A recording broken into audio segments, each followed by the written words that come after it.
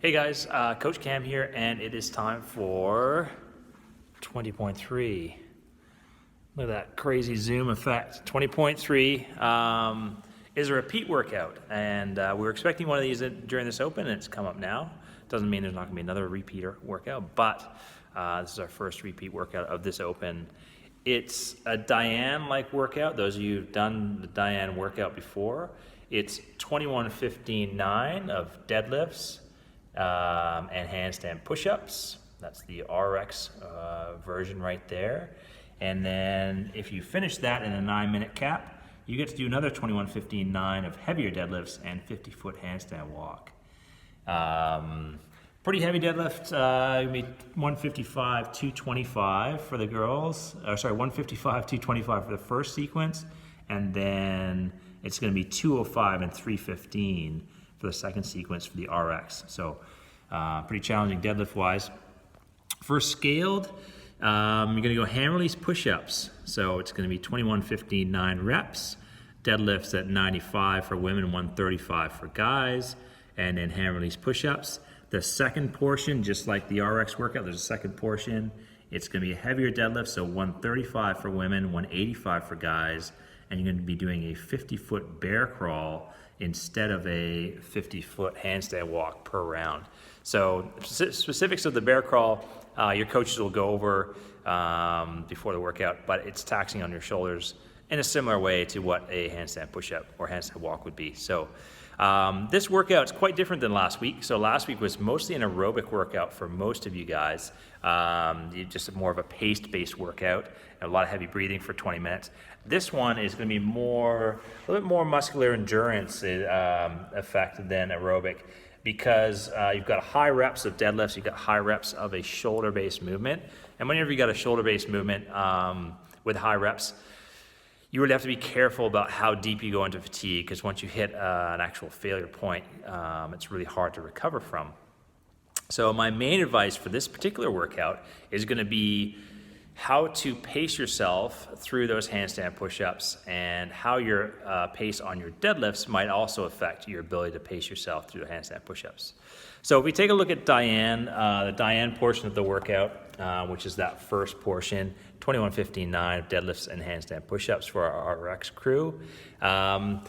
What everyone says to me every single time, oh, the deadlifts are easy. Well, the deadlifts might be the easier part of the movement or of the sequence in order to get it in terms of getting them done, but they also will have an effect on your heart rate and how fatigued your back and your shoulders are. So every time you lift the bar with a deadlift, your shoulders and your traps are carrying that. Also, your lower back is under tension the whole time.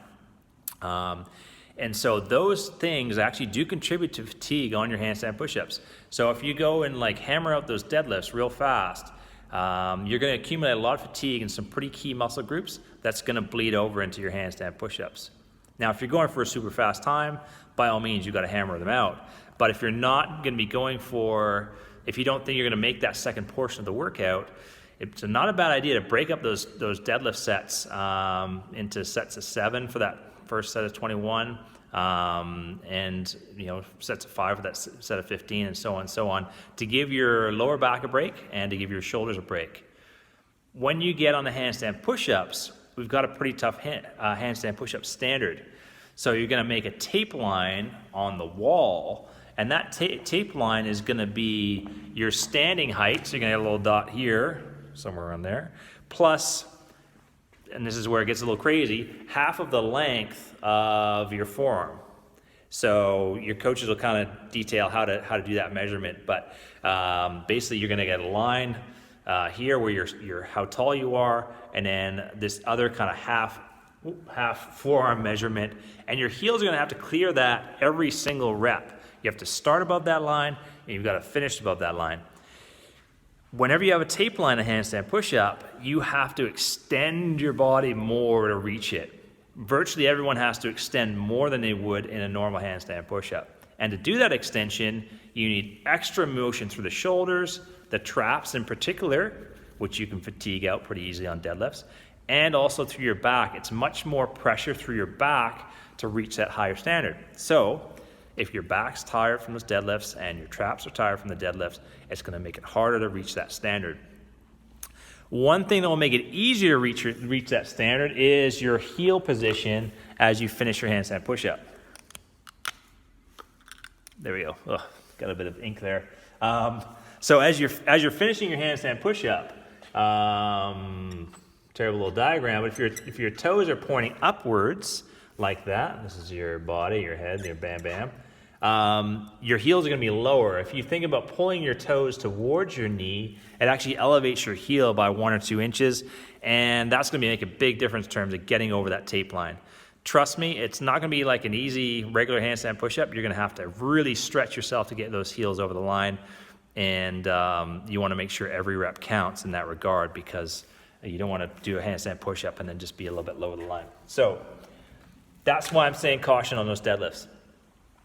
For our scaled folks, the hand release push-up is a little bit tougher than it would be normally in a class. The stipulation in the rules says that your hand release push-up, you've got to go down, obviously touch the chest to the ground, take your hands off the ground. As you press your body back up, your body has to come up as a single unit, so you can't press off the knees and you can't worm your way up. Now, what I'm guessing is worldwide there's going to be a lot of variation in terms of interpretation of that rule, and maybe not everyone's going to read those rules, but what it means to me is that when you press your body up, we need to see your body lift as a single unit off the floor, which makes the hand release push-up quite a bit harder. So you guys are also going to have to be careful, or speaking to myself as well, also have to be careful with that and not trying to go too deep in terms of fatigue on those hand release push-ups. With both types of push-up, if they start to get grindy, and grindy just like slow, like effortful kind of reps, take a break. Take a break before they get grindy, because like I said, once your shoulders get tired, it takes an exponentially longer time to recover before you can go again.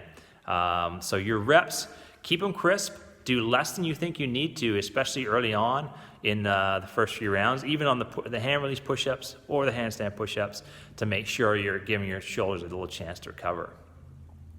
Okay. Once we get to that second portion of the workout, so I should say that a 9-minute Diane time is actually not a bad Diane time. Like for RX, it's pretty solid. Like you have to be pretty good at deadlifts and pretty good at handstand push-ups to get under 9 minutes. If you do, then you get rewarded with this heavier weight and the handstand walk. At this point, that heavier weight is going to be a huge separator for a lot of people, because most people aren't going to have a ton of time to get reps here. So my best advice is to you guys is, if you have a belt, pop it on for that second set of deadlifts, and just think about doing singles and really effectively bracing your body. One of the best cues that I have for bracing your upper body to lift the heavy barbell off the ground is try to pull your hands apart on the bar. So you grab the bar like when you start your deadlift and try to like pull your hands apart to the outsides. What that does is stiffen your whole upper back and your lats, help support you when you lift that bar off the ground.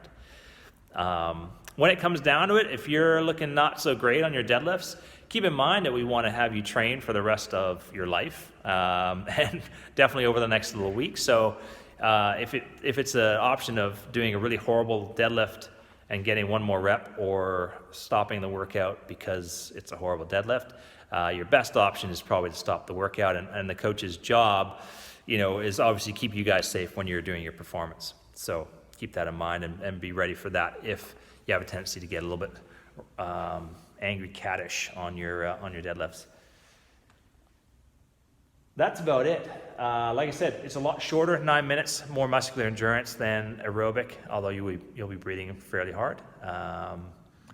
And break up reps more than you think you need to.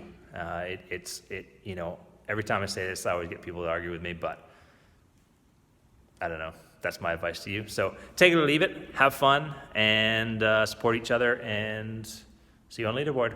Okay, bye.